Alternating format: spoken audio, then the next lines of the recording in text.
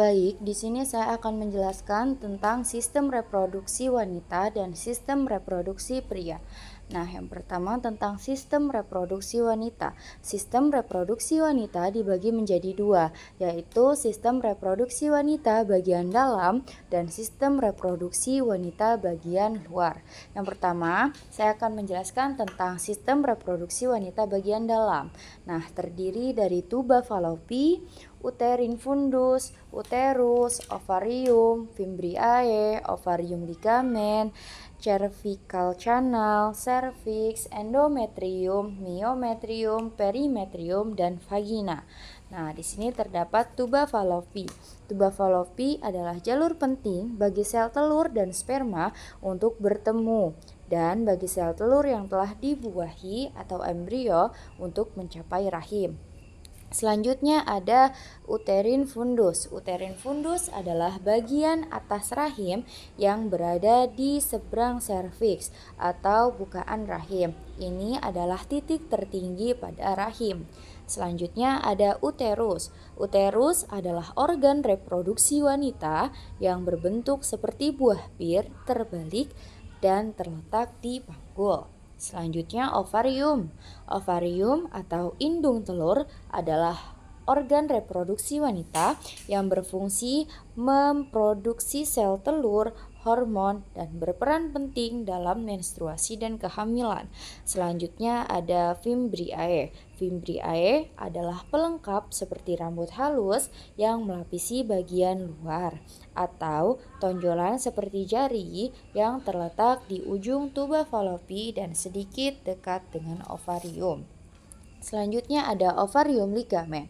Ovarium ligamen yaitu menghubungkan ovarium ke uterus atau menopang ovarium ke rahim, membawa pembuluh darah yang membawa nutrisi dari hormon stimulasi ke ovarium. Selanjutnya cervical canal. Cervical canal merupakan saluran leher rahim yang menghubungkan uterus ke vagina. Selanjutnya ada serviks.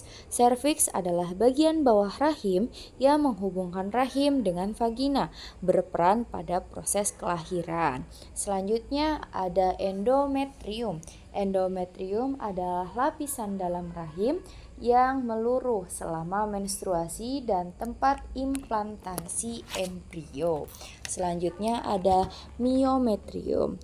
Myometrium merupakan lapisan otot rahim yang berperan dalam kontraksi selama masa persalinan. Selanjutnya perimetrium.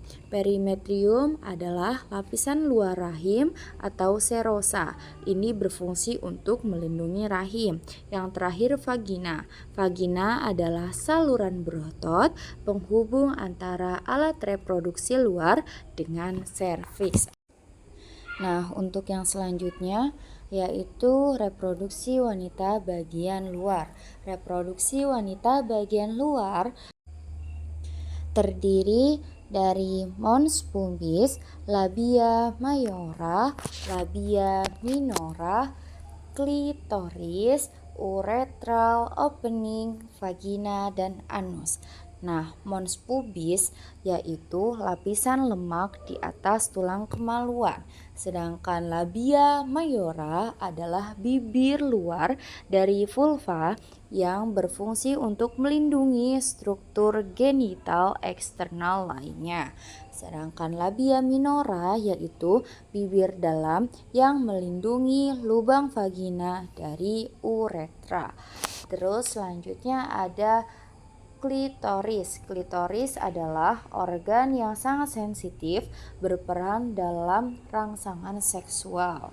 Urethral opening. Urethral opening merupakan lubang tempat keluarnya urin dari tubuh, terletak di antara klitoris dan vagina. Nah, vagina yaitu alat reproduksi bagian luar yang menyambungkan dengan alat reproduksi bagian dalam.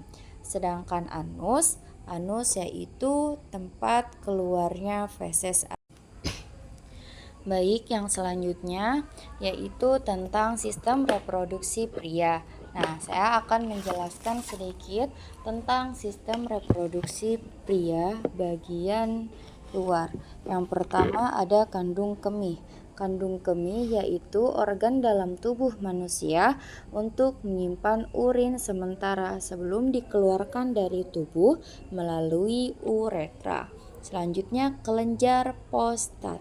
Kelenjar prostat yaitu kelenjar yang menghasilkan cairan yang menjadi bagian dari air mani yang berfungsi memberi nutrisi dan melindungi sperma selama ejakulasi. Selanjutnya uretra. Uretra yaitu saluran yang berfungsi untuk mengalirkan urin dari kandung kemih keluar tubuh dan juga menjadi jalur sperma pada saat ejakulasi. Yang selanjutnya ada vas deferens. Vas deferens merupakan saluran yang membawa sperma dari epidermis menuju ductus ejaculatorius sebagai persiapan untuk ejakulasi. Selanjutnya ada testis. Testis adalah bagian dalam organ reproduksi pria yang berfungsi sebagai tempat reproduksi dan penyimpanan sperma. Selanjutnya ada skrotum. Skrotum adalah kantong yang berisi penis yang berfungsi untuk melindungi dan menjaga suhu testis agar tetap optimal. Selanjutnya ada kepala penis. Nah, kepala penis adalah bagian dari ujung penis yang sangat sensitif dan berperan untuk stimulasi seksual. Selanjutnya ada lubang penis. Lubang penis merupakan tempat keluarnya urin dan sperma dari dalam tubuh. Nah, baik, untuk yang terakhir yaitu tentang sistem reproduksi pria bagian dalam. Nah, di sini ada vas deferens yang seperti tadi ya. Vas deferens itu berfungsi sebagai saluran tempat keluarnya sperma dari epidermis menuju vesikula seminalis. Selanjutnya ada ampula vas deferens. Ampula vas deferens, ampula bagian yang membesar dari vas deferens. Ampula berfungsi sebagai tempat penyimpanan sperma sementara sebelum dikeluarkan melalui ejakulasi. Selanjutnya ada kelenjar prostat. Kelenjar prostat merupakan kelenjar kecil seukuran kenari yang merupakan bagian dari sistem reproduksi pria yang terletak di bawah kandung kemih. Fungsi utama kelenjar ini untuk menghasilkan cairan prostat. Selanjutnya ada kelenjar Cowper. Kelenjar Cowper adalah sepasang kelenjar kecil sepanjang uretra di bawah prostat. Kelenjar ini menetralisasikan suasana asam dalam saluran uretra. Selanjutnya ada epididymis. Epididymis berfungsi untuk tempat penyimpanan sementara sperma sampai sperma menjadi matang dan bergerak melalui vas deferens. Selanjutnya ada testis. Nah, testis memiliki dua fungsi, yaitu sebagai penghasil sperma dan juga merupakan organ endokrin. Selanjutnya ada ureter.